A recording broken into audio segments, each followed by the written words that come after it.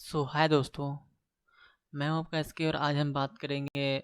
जैसे हम लोग बात कर रहे थे फिगर फिगर देख के मतलब पहचानना और उसके उसमें जो क्वेश्चन एराइज होते हैं वहाँ पर डिफरेंट डिफरेंट टाइप का वो चीज़ में हम लोग समझेंगे। ठीक है, तो उसमें पार्ट वन में आपको डाला था तो काफ़ी अच्छा रिस्पॉन्स दिया है, सो थैंक यू।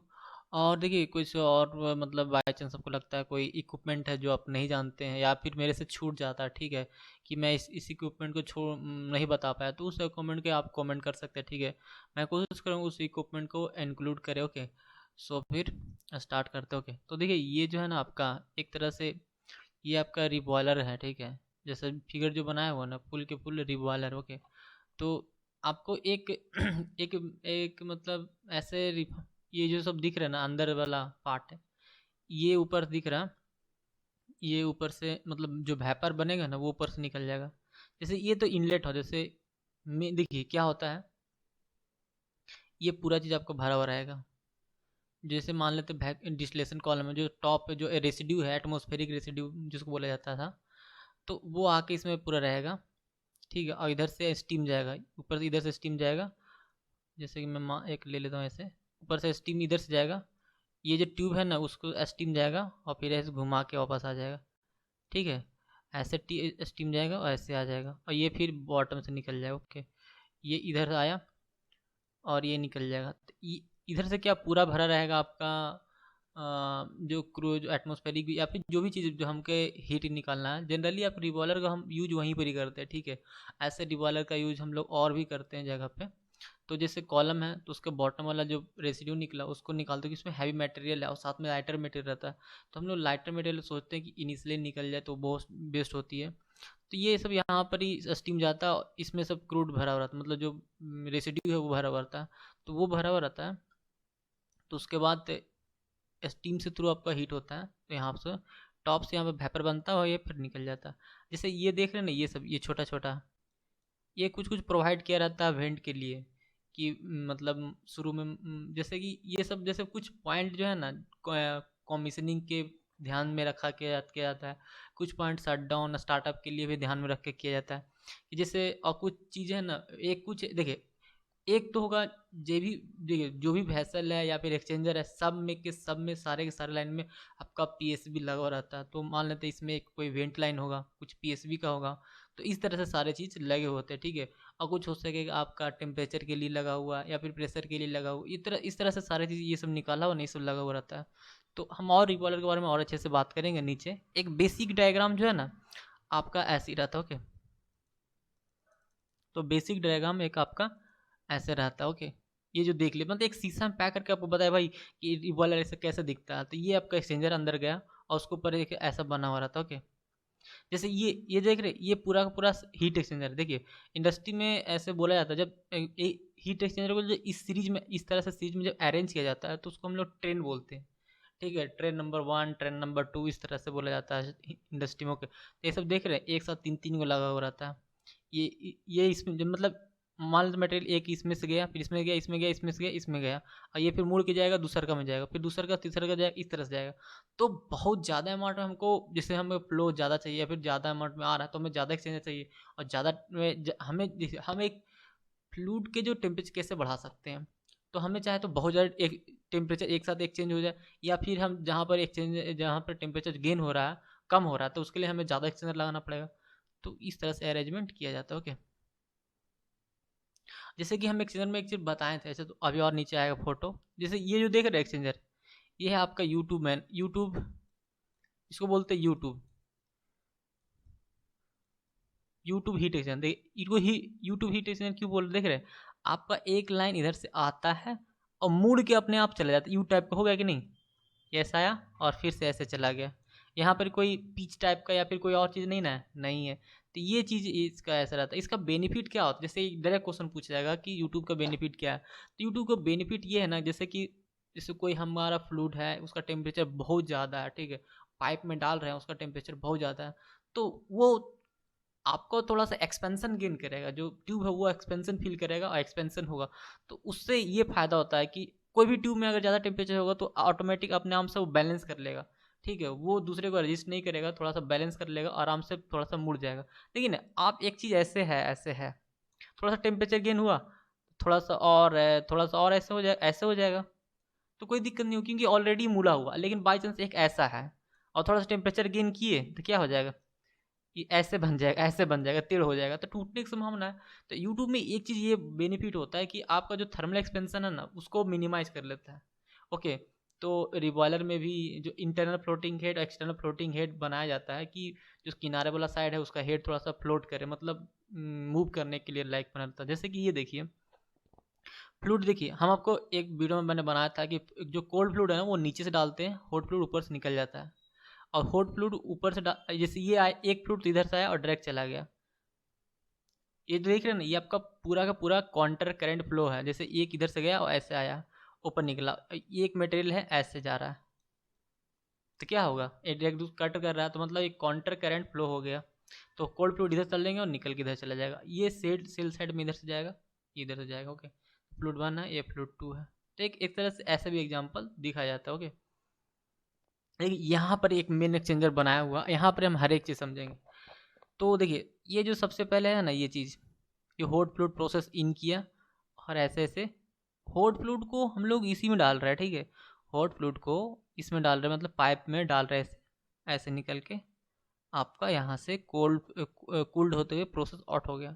लेकिन हॉट फ्लूइड क्या, जो आपका जो कोल्ड फ्लूइड है, कोल्ड फ्लूइड इधर से डालें, ऐसे गया, ऐसे गया, ऐसे गया, ऐसे गया, ऐसे गया, ऐसे गया, ऐसे गया, ऐसे गया।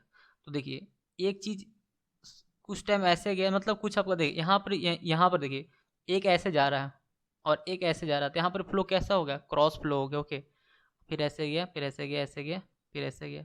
और समटाइम्स क्या हुआ, ये जब यहाँ से ऐसे मुड़ के ऐसे जा रहा था तो हम लोग ऐसे डाले, ऐसे डाले, ऐसे डाले, तो ये दोनों एक इधर से फ्लो कर रहा है, और देखिए एक इधर से फ्लो कर रहा है और एक हो गया इधर से फ्लो करने लगा। तो यहाँ पर ही आपका को करंट हो गया, ठीक है। तो यहाँ पर देखिए जैसे यहाँ पर ऐसे गया मुड़ के, तो यहाँ पर क्या हो गया, इधर से भी जा रहा है और इधर से भी जा रहा है, मतलब एक इधर से भी जा रहा है और एक इधर से जा रहा है, तो यहाँ पर एक को करंट हो गया। तो इसलिए एक क्वेश्चन पूछा जा सकता है कि जो आपका एक्सचेंजर होता है उसमें सारे फ्लो होता है, को करंट भी होता है, काउंटर करंट भी होता है, क्रॉस करंट होता है। इसीलिए क्या होता है ना कि हम लोग इसमें LMTD करेक्शन फैक्टर लगाते हैं। हमें अपने वीडियो में मैं बताया था कि LMTD करेक्शन फैक्टर क्यों अप्लाई करते हैं, क्योंकि इसमें आपका को करंट, काउंटर करंट सब हो रहा है, एक साथ ही हो रहा है। इसके वजह से हम लोग इसमें अप्लाई करते हैं। ओके,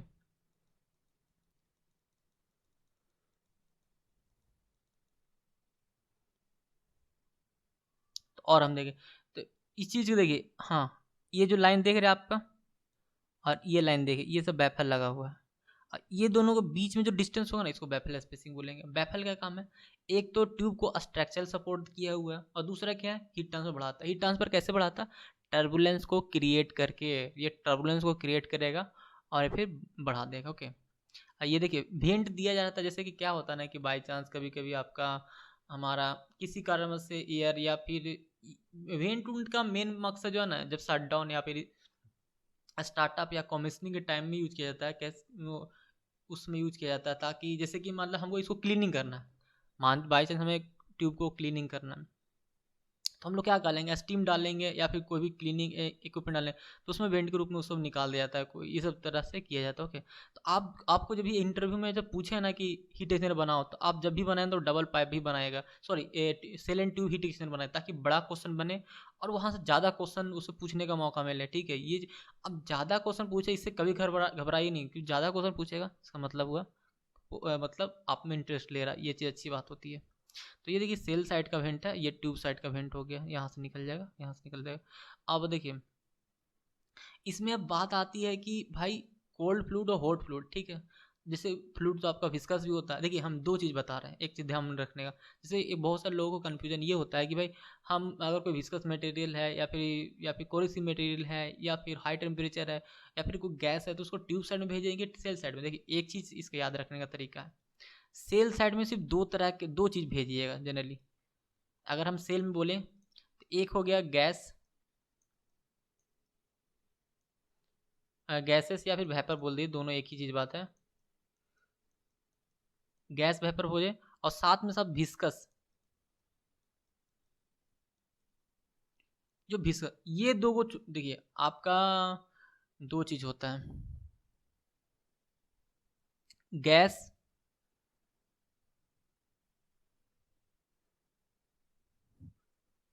गैस देखिए सेल साइड में दो तरह से जा सकता है, गैस जाए या वेपर। अगर कोई फ्लूइड जो है ना वो विस्कस है तो उसको सेल साइड में डालेंगे। अगर कोई फ्लूइड गैस है या वेपर है तो उसको सेल साइड में डालेंगे। बाकी कोरेसिव या फिर कुछ भी रहा है ना वो सब के सब ट्यूब साइड में डालिएगा। जैसे अब कोरेसिव है तो अगर हम सेल साइड में डालेंगे तो सेल का जो कवच टूट जाएगा वो बहुत ज़्यादा महंगा आता है, तो वो टूट जाएगा तो हमारा सब कुछ बर्बाद हो जाएगा। लेकिन अगर बाई चांस देखिए ट्यूब तो ऐसा नहीं हो रहा कि सारे के सारे एक साथ ट्यूब टूट जाएगा, नहीं। ट्यूब में से दो अगर मान लेते हैं कि एक वहाँ पर 400 है 500 ट्यूब है तो उसमें से दो टूटेगा तो दो ट्यूब निकाल देंगे फिर नया लगा देंगे। तो ये रिप्लेस करने के लिए हो, तो इसीलिए कोरोसिव मटेरियल को हम लोग ट्यूब में भेजते हैं। अब जैसे मान लेते हैं कोई और मटेरियल है, कोरोसिव हो गया, फिर और क्या हो सकता है, जो भी है देखिए दो चीज़ मैंने ऑब्जर्व किया और मैंने बताया कि अगर कोई गैस है या वेपर है या फिर विस्कस मटेरियल है हाई विस्कस, तो आपको उसको सेल साइड में भेजना और बाकी कुछ भी रहे उसको ट्यूब साइड में भेजना। ओके, ये चीज़ ध्यान में रखिएगा। तो हाँ, इसमें देखिए एक टर्म आता है ट्यूब पीच। तो ट्यूब पीच क्या है, देखिए जैसे एक एक ट्यूब यहाँ पर ही है और एक ट्यूब यहाँ पर ही है, तो देखिए ये दोनों के बीच सेंटर टू सेंटर जो डिस्टेंस है ना इसको बोलते हैं ट्यूब पिच। ठीक है, और ट्यूब पिच होता है और एक होता है क्लियरेंस। तो ये दो एडजस्ट, जैसे एक ट्यूब यहाँ पर हो गया और एक ट्यूब यहाँ पर हो गया, तो ये दोनों बीच के जो डिस्टेंस है दो ट्यूब की, दो एडजस्ट, एडजस्ट मतलब होता है बगल वाला, तो दो बगल वाले ट्यूब के बीच में जो डिस्टेंस हुआ ना उसको बोलते हैं क्लियरेंस। ठीक है, और डिस्टेंस और सेंटर टू सेंटर डिस्टेंस जो हुआ ना ट्यूब का उसको बोलते हैं पिच। इसमें दो तरह का आता है, ट्रैंगुलर पिच, स्क्वायर पिच। तो ये चीज़ में ध्यान में रखना है कि देखिए ट्रैंगुलर पिच में कैसे डायरेक्शन होता है, एक यहाँ पर बना हुआ है, एक यहाँ पर बना हुआ और एक यहाँ पर, ये ट्रैंगुलर पिच हो गया। और जैसे इस, हाँ, ये बन गए, ये देखिए ये जो है ना आपका स्क्वायर पिच हो गया। तो इसका एडवांटेज डिसएडवांटेज भी है कि देखिए ट्रायंगुलर पिच में आपका प्रेशर ड्रॉप ज़्यादा होता है, ध्यान में आ नहीं रहा यार। ये दोनों के एक एडवांटेज है यूज करने का, ठीक है, कि देखिए आपका जो ट्रायंगुलर पिच में है, अगर रेक्टेंगुलर पिच की बात करें तो इसमें कुछ ज़्यादा ही टर्बुलेंस क्रिएट होता है, हीट ट्रांसफर प्रेशर ड्रॉप फिर ज़्यादा होने लगता है। ओके, तो ये चीज़ आप ध्यान में रख सकते हो। ओके, जैसे ये जनरली अक्सर एक क्वेश्चन पूछा जाता है, ठीक है, तो आपको ये ध्यान में रखना चाहिए। ओके, और मैं कूलिंग हीट एक्सचेंजर की बात करें तो और भी क्वेश्चन है जो ध्यान में रखा जा सकता है।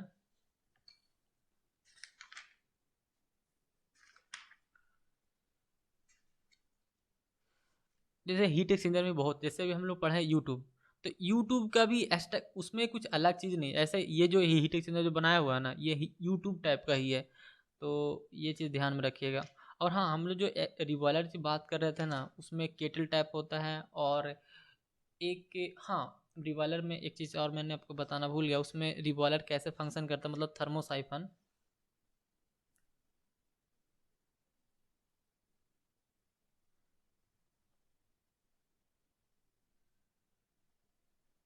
देखिए आपका जो टर्बुलेंट पीच है, देखिए लिखा हुआ है कि टर्बुलेंट जो ट्रायंगुलर पीच जो है अरेंजमेंट है वो large number tube can accommodated मतलब रहता है in given shells then square pitch. तो यूजली जो आपका जो ट्रायंगुलर पिच है, ये जो देख रहे हैं ये ट्रायंगुलर पिच, ये ज़्यादा संख्या में रहता है as compare to square pitch की तुलना में। तो ये ज़्यादा टर्बुलेंस क्रिएट करता है, मतलब ज़्यादा हीट का ट्रांसफर होगा, और ज़्यादा हीट का ट्रांसफर होगा मतलब ज़्यादा टर्बुलेंस क्रिएट किया मतलब ज़्यादा आपका प्रेशर ड्रॉप हुआ। तो ये चीज़ पूछा जा सकता है। ओके, ये जो आप देख रहे हैं ये चीज़ हो गया। हाँ, थोड़ा बहुत ये पूछता है कि भाई हॉट फ्लूइड किसे कैसे डालेंगे, तो हमेशा नीचे से डालेंगे और कोल्ड फ्लू हमेशा ऊपर से डालेंगे। ओके, हाँ, ये जो देख रहे हैं आपका ये थोड़ा ये लंबा जो ना ट्यूब पीच है, ठीक है। हाँ, एक चीज़ और, एक हीट एक्सचेंजर में पूछा जाता है कि हेयर पिन क्या है। हेयर पिन कुछ नहीं है, एक ट्यूब ऐसे जाता है और ऐसे घूम के आएगा ना इसको एक हेयर पिन बोलेंगे। और फिर ये ऐसे जैसे ऐसे हेयर पिन की बात करें तो जनरली आपका इसमें यूज किया जाता है, क्या बोलते हैं, डबल पाइप में। जैसे डबल पाइप क्या होता है कि ऐसे गया फिर ऐसे गया फिर ऐसे गया। तो ये जो हुआ ना आपका, तो दो इसमें दो हेयर पिन होगा। जैसे माथा में कैसे लगाते हैं लड़के लोग, तो हेयर पिन ऐसे पिन के तौर पर कंसेप्ट ही खत्म कर दिए लोग। तो ये चीज़ है। ओके, और सेलेंट ट्यूब में अगर बात करें तो देखिए एडवांटेज डिसएडवांटेज पूछा जा सकता है। तो देखिए हाँ, ट्यूब, अगर सेल एंड ट्यूब की अगर क्लीनिंग की बात करें तो दो तरह से किया जा सकता है, एक मैकेनिकल क्लीनिंग है और दूसरा केमिकल क्लीनिंग है। तो मैकेनिकल क्लीनिंग में आपका स्टीम डाल के ही किया जाता है फोर्सफुली, और केमिकल में कि एक केमिकल डाल दीजिए, जितना भी कोरिजन मटेरियल या कोई भी और चीज़ है वो आराम से निकल जाता है। ओके, ये अगर आप कहूँ भी जाते होंगे तो ये रखा हुआ रहता है। ओके, ये सब देख रहे हैं ना, ये भाल्व लगा हुआ छोटा छोटा आपका, जनरली गेट भाल्व जो होता है वही लगाया जाता है। ओके, और हीट एक्सचेंजर में जैसे ट्यूब बता दिए, पिच बता दिए, वेपल स्पेसिंग। हाँ देखिए, आपका ये देख रहे हैं आप, ये चार आप देख रहे हैं, ये तो आपका है वेपल, ठीक है, वेपल हीट ट्रांसफर। तो इसको सपोर्ट करने के लिए रड दिया रहता है ऐसे, ऐसे ये यूट्यूब है, थोड़ा सा नहीं दिख रहा आपको, तो ये इसको सपोर्ट करने के लिए एक टाई रड दिया रहता है, ठीक है, ये चीज़ है। ये दोनों के बीच दो बैफल के बीच के डिस्टेंस को बैफल स्पेसिंग बोलते हैं, ये ध्यान में रखिएगा, क्वेश्चन पूछा जाता है। ओके, और फिर बात तो अब कुछ है नहीं। हाँ देखिए, एक प्लेट टाइप हीट एक्सचेंजर है, ये बहुत ज़्यादा हीट ट्रांसफर देता है, मतलब स्पेस कम लेता है और इसमें प्रेशर ड्रॉप भी कम होता है चीज़ें, ठीक है। तो इसमें ये चीज़ बहुत अच्छी बात है। प्लेट टाइप हीट एक्सचेंजर को ये बोला जाता है पैकिनॉक्स, ठीक है। रिफाइंड में पता नहीं क्यों ऐसे नाम देते हैं, ये पैक्सिनॉक्स ही बोला जाता है। ओके, तो इसमें क्या है, कोल्ड फ्लूइड इन किया एक लाइन से, दूसरा का लाइन से आउट हुआ, कोल्ड फ्लूइड आउट हुआ को, और हॉट फ्लूइड इन किया, यहाँ पर दो लाइन लगा हुआ है, ठीक है। तो इस तरह से काम करता है। ओके, ये देखिए एक और सिस्टम बहुत ही सरल भाषा में बताया कि देखिए, हाँ हम उसमें बैफल कट के बता रहे थे कि एगो 25% सेगमेंटल बैफल होता है या फिर 75% सेगमेंटल बैफल की बात करें। देखिए ये दो बैफल लगा हो, ये दो, एक यहाँ पर बैफल है, एक यहाँ पर है, तो ये बैफल स्पेसिंग बोल दिया। ये हॉट इनलेट है, ये कोल्ड इनलेट है, हॉट आउट हो गया। ओके, तो इस तरह से, या बैफल कट है, ये जो देख रहे हैं, ये जो बैफल कट है आपका, ये फिगर देखिए, ये फिगर तो बहुत ज़्यादा परिचित होंगे, ये फिन एयर फिन कूलर बोलते हो गए। तो ये क्या होता है, नीचे फैन चलते रहता है, ऊपर से फ्लूइड पास करता है, जो हॉट फ्लूइड उससे पास हो रहा है, तो बाहर का जो एनवायरनमेंट का एयर है, तो उसको हम तेज चलाते हैं, उसके थ्रू हमको हीट ट्रांसफर होता है। ओके, तो इसमें फिन लगाया रहता है। फिन मतलब क्या होता है ना, कि जो आपका जो ट्यूब है उस पर थोड़ा सा सरफेस बढ़ा दिया जाता है। जैसे कि मान लेते ऐसे चीज़ है, तो इसमें एक ऐसे ऐसे ऐसे ऐसे बढ़ाया रहता है, ऐसे ऐसे एक पतला सा आप देखे होंगे, ध्यान में किए होंगे, तो ऐसे पतला सा, मतलब एक पत्ती जैसा लगाया रहता है, तो वहाँ पर हीट एक्सचेंजर बढ़ाने, हीट ट्रांसफर बढ़ाने के लिए एरिया बढ़ाते हैं, तो वो चीज़ है। ओके, उसका, इसका ये फ्रंट व्यू है, ठीक है, ये टॉप व्यू देखिए, ऊपर से ऐसा दिख रहा है, तो नीचे से हवा मारता है एयर एयर के थ्रू, ऊपर से निकल जाता है। ओके, तो ये चीज़ हो गया। ये देख रहे, ये रिवॉल्वर है आपका। ओके, कैसे लगाया हुआ। ओके, देखिए इसमें रिवॉल्वर में कितना बहुत सुंदर से बताया हुआ कि जो टावर का जो बॉटम है वो आता है यहाँ पर ही, और इसमें चला गया, ठीक है।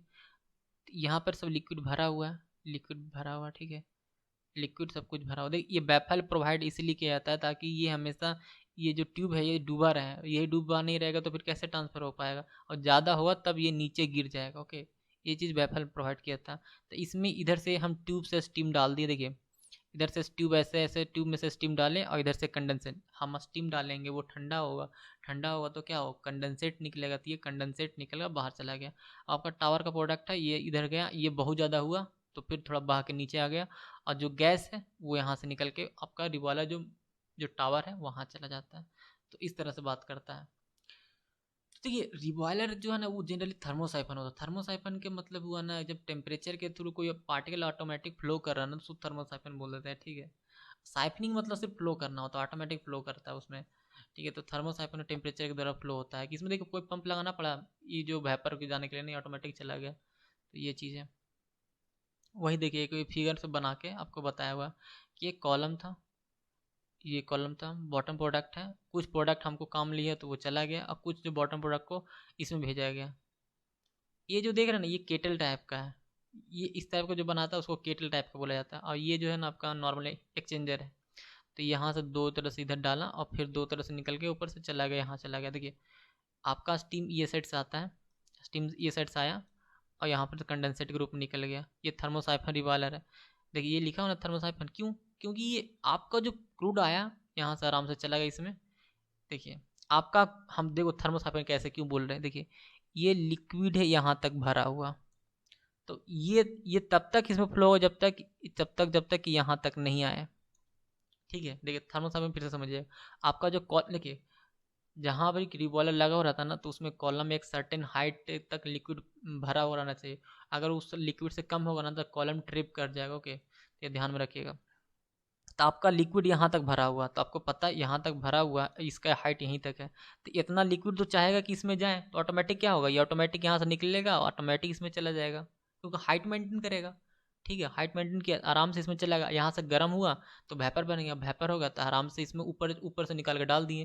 तो ये जो ऑटोमेटिक चला गया ना, इसी को बोलते हैं हम लोग थर्मोसाइफन। इसमें हमको पंप लगाना नहीं पड़ा। ये जो लिक्विड आया, देखिए ये जो लिक्विड आया, यहाँ पर पंप लगाना पड़ा नहीं।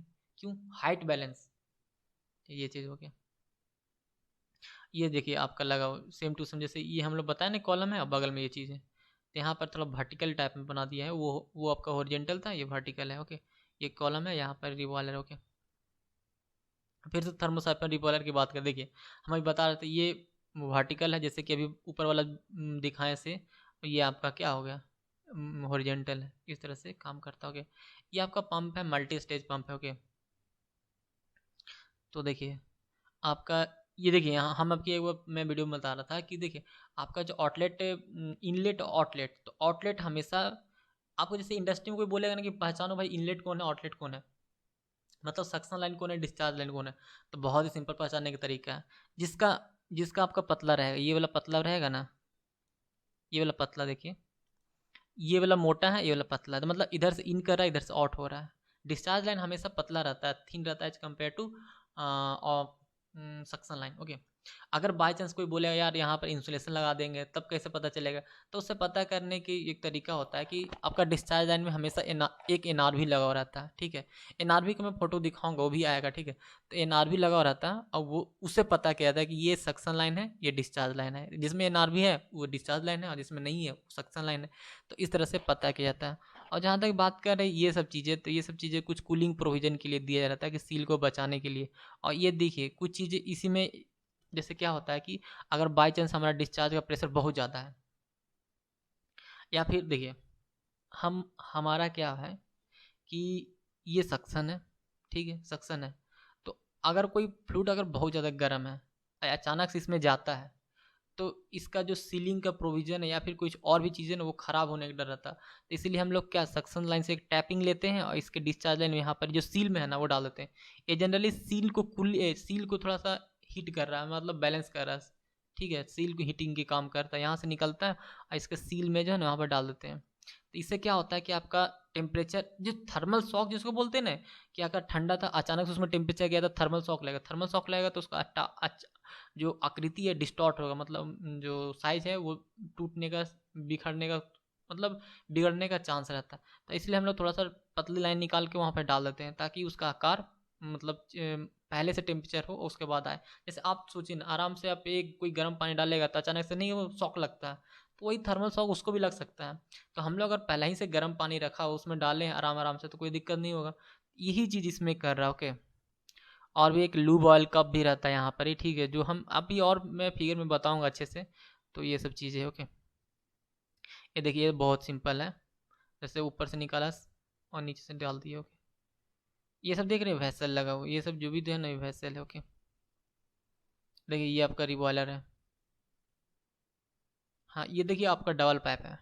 तो डबल पाइप में पूछता है डबल पाइप में कौन कौन कंपोनेंट है, आप बताइएगा। एक ग्लैंड होता है यहाँ पर ही, ठीक है, ये रिटर्न बेंड है, ये रिटर्न हेड है, ये जो है ना रिटर्न हेड है, ये एक बेंड है यहाँ से, मतलब कोल्ड फ्लूट यहाँ से इन किया, ऐसे गया ऐसे गया, ऐसे गया ऐसे गया, ऐसे चला गया।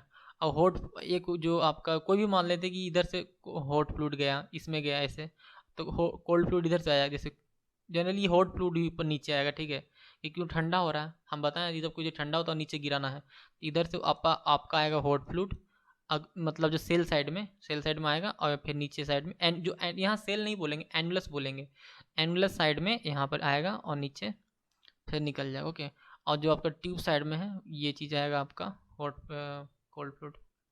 तो इस तरह से बताया जाता है। ओके, यही चीज़ में एक, जैसे अगर ये तो एक बार मूव किया, जैसे एक बार ऐसे मूव किया है ना, तो इसको लिए हम इसको एक हेयर पिन बोलेंगे। अगर यही एक बार और ऐसे मूव कर जाता, मतलब ऐसे मूव करिए, तो डबल हेयर पिन हो गया। जैसे देखिए सेम टू सेम वही, ये इसी फिगर को हम लोग यहाँ बनाया है। देखिए एक चीज़ यहाँ पर आया निकल गया। ओके, तो इसमें ये जो है ना आपका डबल पाइप हीट एक्सचेंजर के रूप में काम करता है। ये डबल पाइप को तो ऐसा दिखने में लग तो नहीं रहा है, ये डबल पाइप नहीं है, कोई और हीट एक्सचेंजर। देखिए ये है आपका, ये जनरली आपको कहाँ पर मिल जाएगा, अगर कोई डेयरी इंडस्ट्री है या फिर कोई छोटा मोटा, वहाँ पर भी आराम से मिल जाता है। ओके, तो देखिए इसमें ढेर से हेयर पिन है। देखिए एक बार ऐसे मूव किया, ऐसे गया, फिर ऐसे मूव किया, ऐसे गया, ऐसा बहुत सारे है। तो ये जो है ना आपका हेयर पिन। ओके, देखिए ये इम्पेलर है, ये ओपन इम्पेलर है, ये सेमी ओपन इम्पेलर है, ये क्लोज इनक्लोज, इसको मतलब क्लोज कहने का मतलब उतना नहीं है क्योंकि ये डबल अंदर, क्लोज के अंदर ही क्लोज है तो उसको बोलते हैं इनक्लोज। ओके, और ये चीज़ बात है, ये असल में इम्पेलर ऐसा दिखता है, ऐसा नहीं कि बस ऐसे जो हम लोग देखते हैं ना कि ऐसे ऐसे उड़ रहा हवा में, नहीं नहीं भाई, ऐसे नहीं, ऐसे नहीं उड़ते हैं। देखो असल में देखिए, ये आप मान लेते हैं यहाँ पर इधर से डाला कोई, ये तो आपका शाफ्ट के रूप में है, इम्पेलर यहाँ का शाफ्ट जाएगा, कोई पार्टिकल आएगा इधर डालेगा, और डालने के बाद क्या होगा, इससे फेंकेगा। ये जो किनारे साइड देख रहे हैं आप, यही तो वेन है, और यही किनारे साइड में एक वोलूट चैम्बर बन जाएगा। देखिए यहाँ पर एक है एक सेफ्टी वाल्व, हमें लोग पहले ही बताया था, सेफ्टी वाल्व में एक होता है प्रेशर वाल्व और एक होता है आपका एक पीएसवी, प्रेशर सेफ्टी वाल्व बोलते हैं, और प्रेशर रिलीज वाल्व बोलते हैं। तो अंतर ये है, देखिए ये जो है ना आपका रिलीव वाल्व है, ये इनलेट है, यहाँ पर डिस्क असेंबली है, और जैसे ही इसको सेट प्रेशर से ज़्यादा होगा, 40 डिग्री मान लेते हैं सेट प्रेशर है, उससे जैसे 40 होगा वो टूट जाएगा और यहाँ पर आराम से निकलेगा, फिर बाहर चला जाएगा। मतलब यहाँ से टूटेगा और यहाँ से आउटलेट चला जाएगा, और ये कहाँ जाएगा, हेडर लाइन है तो वहाँ पर चला जाता है। और इसमें क्या है ना कि सेफ्टी वाल्व ये टूटेगा नहीं, बस ये जो लाइन है थोड़ा सा उड़ जाएगा, थोड़ा सा उड़ जाएगा और वहाँ पर ही निकल जाएगा या फिर से रीसेट हो जाएगा।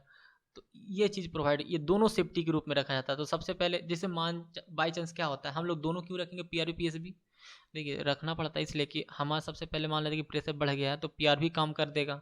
अगर बाई चांस पीआरबी काम नहीं किया, किसी कारण से फेल हो गया, तो भाई पीएसबी तो भरोसा करना पड़ेगा ना, चलो ये फट जाएगा, अचानक से पता चल जाएगा। ओके, देखिए ये है डी एरिएटर, ये जो बहुत दिन से मैं सोच रहा था इसके बारे में बताएं। डी एरिएटर, डी देखिए डायरेक्ट क्वेश्चन पूछा जाता है, इंटरव्यू में पूछा गया कि डी एरिएटर क्या है, उसका काम क्या है। तो डी एरिएटर के जनरली काम है ऑक्सीजन को रिमूव करना, ऑक्सीजन को रिमूव करने के साथ साथ जो CO2 होता है उसको भी रिमूव करना, क्योंकि ये भी कोरिजन का कारण है, O2 CO2 सब कोरिजन का कारण है। देखिए हम कोई भी ड्रम है ना तो उसमें सेफ्टी वाल्व, पीआरवी पीएसबी तो रहेगा ही। ओके, तो देखिए बॉयलर जो फीड वाटर है ये निकल रहा नीचे से, यहाँ से केमिकल डोजिंग होता है, कुछ जो केमिकल ऑक्सीजन एस्केवेंजर जिसको बोला जाता है, ऑक्सीजन को रिमूव करने वाला भी केमिकल कुछ डाला जाता है। और आपका कुछ देखिए, आपका जो BFW है बॉयलर फीड वाटर, उसमें से ऑक्सीजन निकाला जाता है, जो डिजॉल्व ऑक्सीजन है, और जो CO2 है उसको निकालते हैं हम लोग। तो कैसे निकालते हैं, आपको स्टीम डालते हैं उसमें, उसमें हम लोग स्टीम डालते हैं, स्टीम टेम्परेचर ज़्यादा होता है और ज़्यादा होने के बाद वो जो ऑक्सीजन रहता है डिजॉल्व, वो बाहर निकल जाता है। और उसके बाद भी अगर नहीं निकलता तो केमिकल डोजिंग करते हैं ऑक्सीजन एक्सकेवेंजर के रूप में, कि ऑक्सीजन को रिमूव कर दे। ओके, तो ये चीज़ होता है आपका डी एरिएटर। ओके, तो आप इस तरह से बना सकते हैं। ये जो देख रहे हैं फिगर, ये डी एरिएटर का है।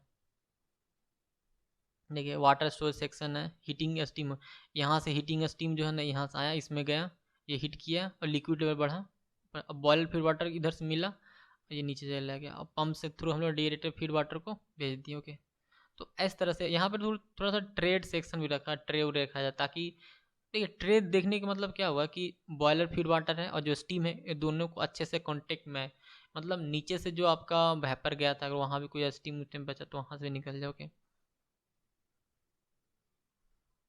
तो इस तरह से आपका ये ख़त्म होता है, फिर हम लोग मिलते हैं नेक्स्ट वीडियो में। So so thank you for watching video, फिर मिलते हैं।